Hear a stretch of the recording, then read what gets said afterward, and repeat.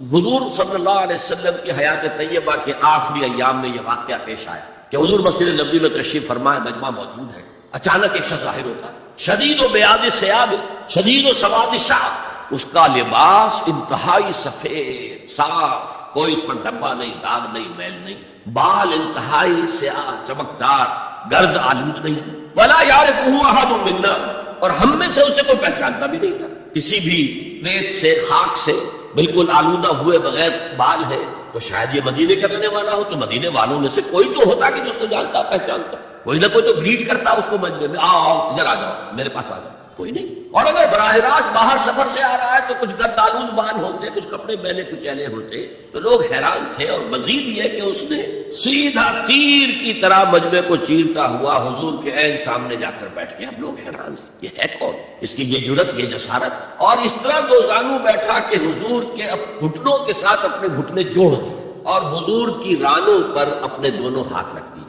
اب سوال کیا، یا محمد اخبرنی عن الاسلام،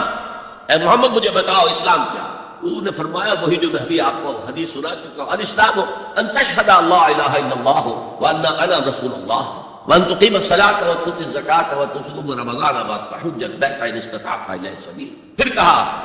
اخبرنی عن الایمان، لیکن یہ کہ ان روایتوں میں بھی اس کو روایت کرنے والے بہت سے صحابہ ہیں، عبداللہ ابن عمر بھی ہے، حضرت عمر خود بھی ہے رضی اللہ تعالی عنہما، ابو ہریرہ بھی ہے، عبداللہ ابن مسعود بھی ہے، کیونکہ مجمع میں واقعہ ہو رہا تھا نا، تو مجمع کے اندر تو بہت سے لوگ سن رہے ہیں۔ اگرچہ جیسے آج بھی ہوگا کہ میں جو بات کہہ رہا ہوں آپ میں سے بہت سے حضرات میری ساری بات سن کر اگر کہیں جا کر رپورٹ کریں گے تو ان کی باتوں میں اختلاف ہو جائے گا، لہذا اس حدیث کی روایت میں اختلاف ہے۔ بعض روایت میں یہ ہے کہ پہلے پوچھا اخبرنی عن الایمان، پھر پوچھا اخبرنی عن الاسلام یا عن الاسلام، اور یہ جو حضرت عمر کی روایت ہے اس میں ہے سب سے پہلے آپ نے پوچھا اخبرنی عن الاسلام، پھر دوسرا سوال آیا اخبرنی عن الایمان۔ اچھا اس کے بعد ایک دو سوال اور بھی کیے، میں تفصیل میں نہیں جا سکتا۔ پھر وہ شخص چلا گیا، حضور نے کہا ذرا اس کو بلانا واپس، تو دیکھا تو کہیں بھی نہیں، زمین کھا گئی، آسمان و چکر لے گیا، اللہ جانے۔ تب حضور نے فرمایا اوہ یہ جبرائیل تھے جو تمہیں تمہارا دین سکھانے آئے تھے، یعلمکم دینکم اذ لم تسألوہ،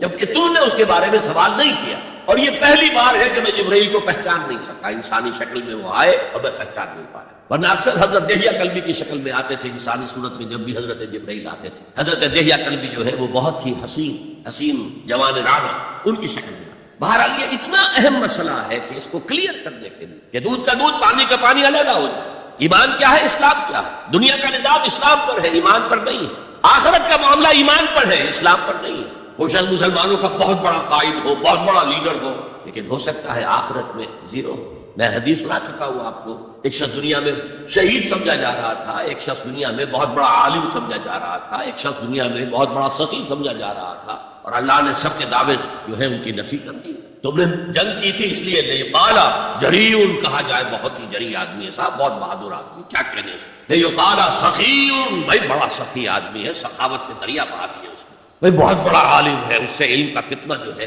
لوگوں کو فیض پہنچا ہے۔ وقت قیلا، یہ تمہارا مقصود تھا، وہ مقصود دنیا میں حاصل ہو چکا، تمہاری شہرت کے ڈنکے بج چکے، اب یہاں تمہارے لیے کچھ نہیں۔ اور پھر اللہ حکم دے گا اور فرشتے منہ کے بل گھسیٹتے ہوئے اسے جہنم میں جھونک دے گا، تو وہ اسلام وہاں کام نہیں آئے گا، بلکہ اسلام کیا، اسلام پر کتنی اضافی خوبیاں بھی کام نہیں آئیں گی اگر دل میں ایمان نہیں اور اس کے نتیجے میں نیت درست